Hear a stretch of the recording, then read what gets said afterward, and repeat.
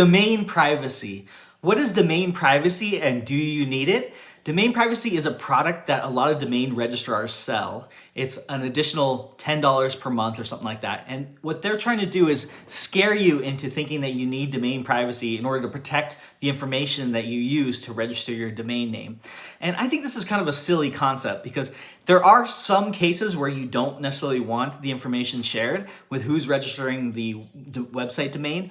But in most cases, your name is going to, your address and your name, your details about your business, you're going to have an about page. It's going to say who you are. It's going to have your contact information, your phone number, your address, and all that information is going to be on your website anyways. And oftentimes that information is going to be on the web, on Google, on Facebook, on Instagram. All your contact information is already on the web and available in a lot of different places. So why pay a company like GoDaddy an additional $10 a year every single year just to hide your privacy details of who registered the domain?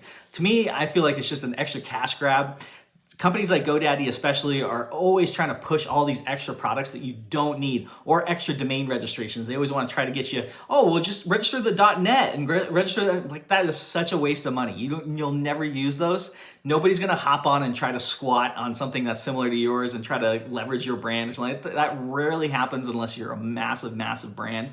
It just doesn't happen. So I see people spend lots of money on domain privacy and all these extra add-ons with companies like GoDaddy all the time, and they're just wasting money. All you need to do is register your domain. Just get the registration for the year. You don't need domain privacy unless it's a certain type of instance. Maybe it's for a political type of situation, or sometime where the information is sensitive, or it's a business that you don't necessarily want to have directly correlated to you. There's certain instances where an LLC or there's something that controls it, there's a limited liability where it's not necessarily you involved in the business and you don't necessarily want that information out on the web. In that case, $10 a year, not a big deal, but in most cases, you're gonna put your information out on the web anyway, so why waste the extra $10? So that's all about domain privacy when you're going to buy a domain. And some people register tons and tons of domains just squatting on them, and then they realize, well, I'm just paying all this extra $10 for domain privacy. What does it really matter at the end of the day? So what, you get a couple more spam calls? Possibly. You're gonna get those spam calls anyway. There's no way to stop them anyway. So this is Joe Field with SkyPoint Studios.